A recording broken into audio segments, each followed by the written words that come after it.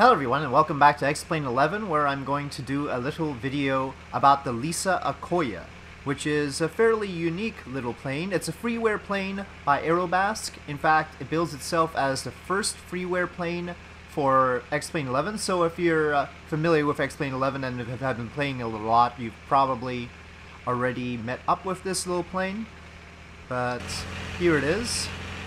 It's rather unique. It's got the upper mounted engine.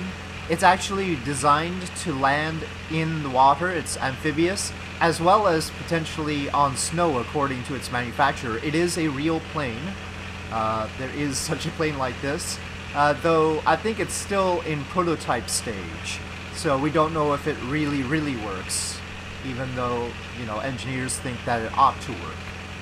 It is a little bit tricky to take off in. It likes to donut. And you can see it's a unique design. I mean, you can see why I'm doing a little feature on it, because it's got these little, they call them shark fins at the bottom, the high-mounted wing, obviously, but then the engine on top, which is really unique, and probably unexpected if you're familiar with Kerbal Space Program and the supposed rules of how things should work in Kerbal Space Program. Yeah, this might challenge some of that. We've got some bushes in the middle of the runway, but that's because this is Meg's Field, and technically Meg's Field is closed right now, so you're not supposed to be taking off on it. So, but anyway, this doesn't take too much of a takeoff roll as long as we don't do donuts. So if you have tried this plane before, the LISA Akoya, that's Akoya, apparently it is, what was it? It is a species of pearl oyster. So, okay. But if you've tried this freeware plane before, you may have noted that it is difficult to take off in because of the donut problem. And so the way I've done it is throttle up not quite to full, pull back on the stick, one level on the flaps, and then be careful with the rudder as you release the brakes. I do this all with the brakes applied. And here we go. So the thing is, you have to pull back on the stick because the tail wheel is what steers this bush. And otherwise there is a very strong tendency for it to go one way or another. And takeoff speed is 45 knots actually. So if I just let it go down a little bit and then pull up, we're off.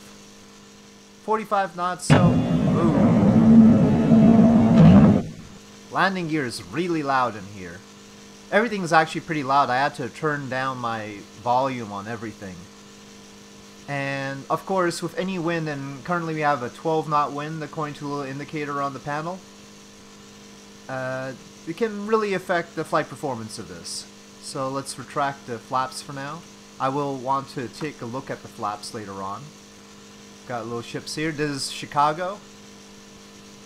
And at some point I'll have to try and land and take off from the water to see if it's really amphibious in here or whether it's false advertising.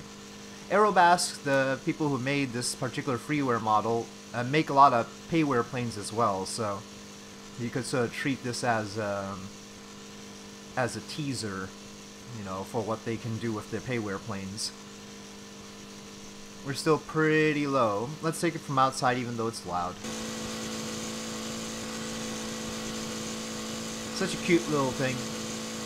The engine sounds dinky, but it's a very common engine. It's a Rotax 912, and it's used in a lot of planes and also autogyros.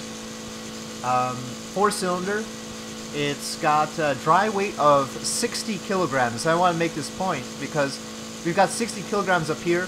The empty mass of the entire plane is 400 kilograms. So the engine is roughly, oh, what is it? 15% of the dry mass of the plane. It does have the interesting wing configuration with these little fins and all. You can tell that the aerodynamics is very finely tuned.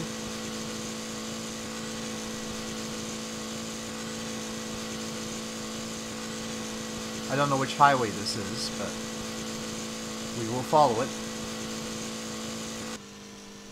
Currently we're going 80 knots at 1,200 feet. And we can see a yellow zone on the speedometer, if you will. One time flying this, I had the flaps rip off. So, yeah.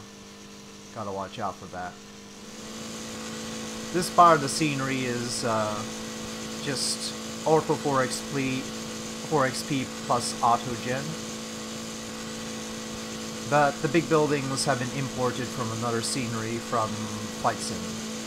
With some faults, I must say. Not a perfect import. There's a train there. So, basically I've been looking for a plane that it would be nice to do sightseeing in. Uh-oh, the train's disappearing. I think there's supposed to be a tunnel there. That just looks like the little containers are disappearing. Especially around Europe where you don't need a very fast plane to get around from place to place because everything is relatively close together. On a live stream, some people were noting, you know, how much they like to fly a Piper Cub. I don't really have the patience for a Piper Cub. It's a cute plane, and so is this. At least this, I feel like it's interesting. Piper Cub's interesting, but I feel like it's overdone. This is not overdone, that's for sure. Let's see, I don't know how this lands in water, or if I can actually land in the water. I have never landed in the water in X-Plane 11, much less taken off from it. So, we've got a lot of ships here though. Lots. Does this seem reasonable to you? I don't know. There seems like a lot of these ships, boats, around here. Okay. Now the flap extension, it actually extends the wing. It's not a flap. I want to see that if I can.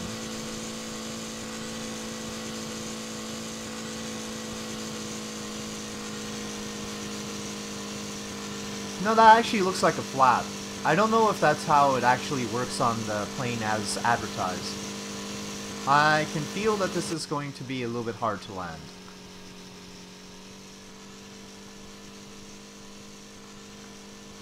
Or water.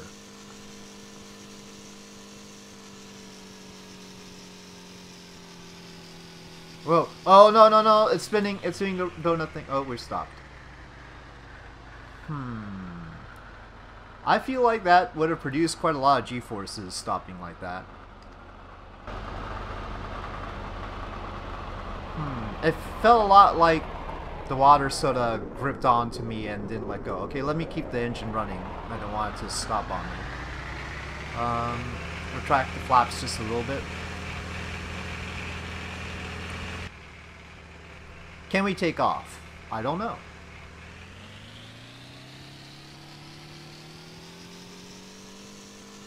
We certainly can't apply the brakes and take off the way that I did over land.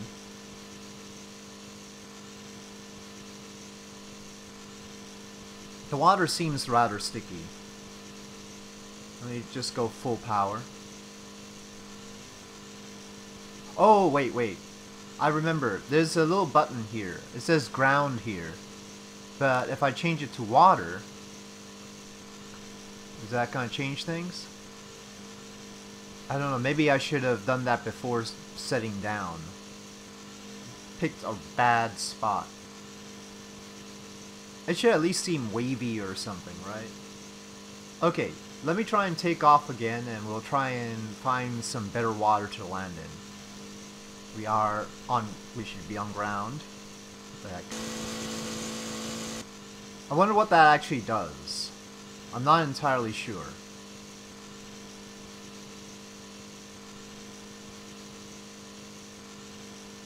Okay, releasing brakes.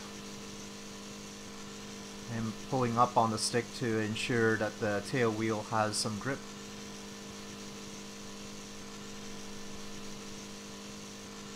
Okay, we can take off now. Whoa.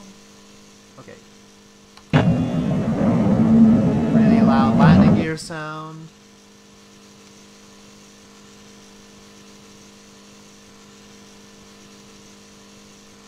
Okay, well, but what kind of water is good water?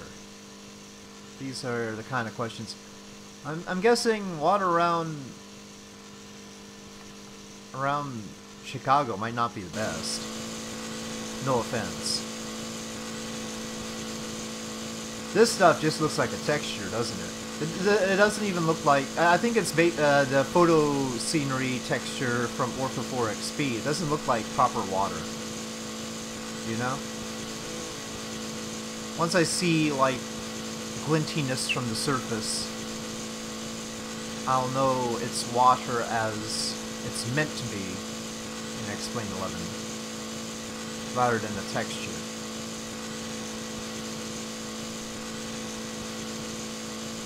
I mean, in X-Plane 11, the water has waves and everything, so this is obviously not what I'm looking for.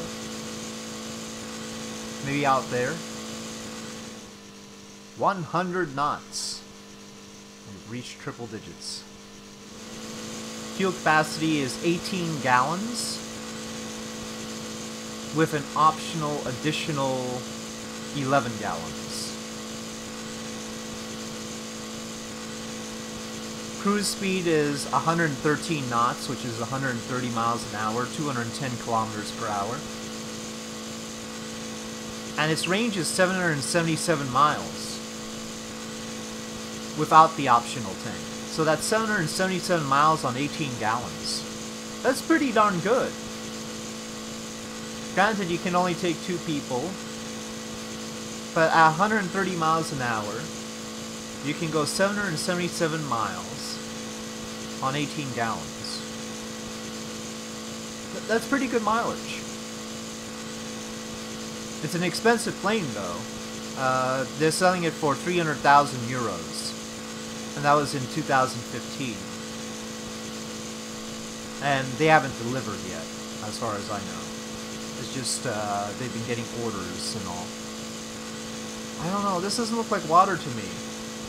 This still looks like patchy textures. Well, we're around here, as far as Lake Michigan is concerned. It still sort of looks like this. I think really the problem is that Ortho 4XP didn't exclude the water around here, which it should have done. It should have just not put water. Maybe I'll try a different location, because I don't have any confidence that this is going to give me proper watery experience here. Let me try and find a different city, and maybe we'll get some proper water. Okay, here we go again, this time at SFO, so San Francisco. And somewhere in the Pacific Ocean there is water. Real water. Now, is the flight takeoff handling going to be the same here? Yeah, pretty much. Oh no, it's doing the donut, it's doing the donut, it's doing the donut. No, don't crash me into anything.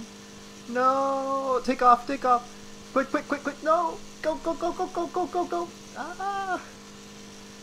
Jeez, this thing. I tell you, it's tough. I mean, it is not easy to take off in this sometimes. This is not approved around SFO. I'm pretty sure this was freeware scenery of SFO, so it's good stuff. I forget if it was Mr. X scenery, but available on the forums. Very nice. I mean, as nicer than payware scenery for Microsoft Flight Sim.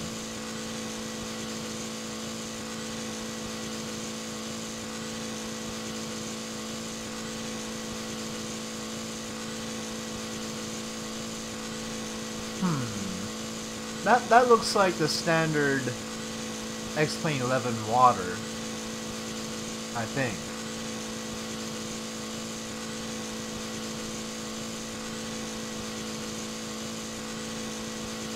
still got the flaps down a notch.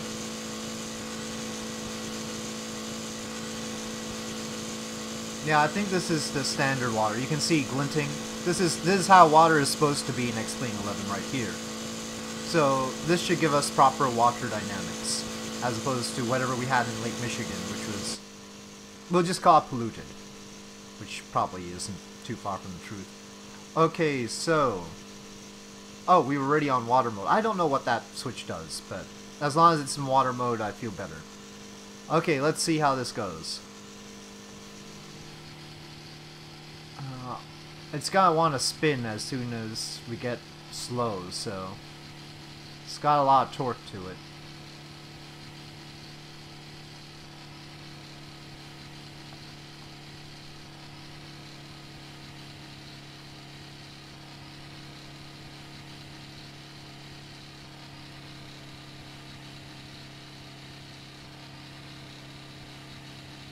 Whoa, whoa, that's more violent than uh-oh. I crashed. Ow. Ow, ow, ow. No, continue.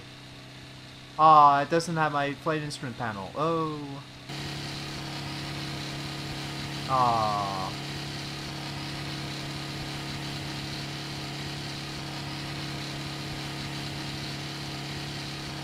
Well, looks like I got a lot of work to do as far as landing in water and taking off again is concerned. Yep. I wonder why the engine sound is still running. Incidentally, this plane comes with this options thing for the fuel load and everything. So it shows you your current weight and luggage. And disable reflections, huh? I guess, if you need to. And then there's a checklist. But on this thoroughly Kerbal note, I'll say thank you for watching. I hope you enjoyed this video. If you did enjoy this video, please do press like. If you have any comments or suggestions, please leave them in the comment section below. And I'll see you next time.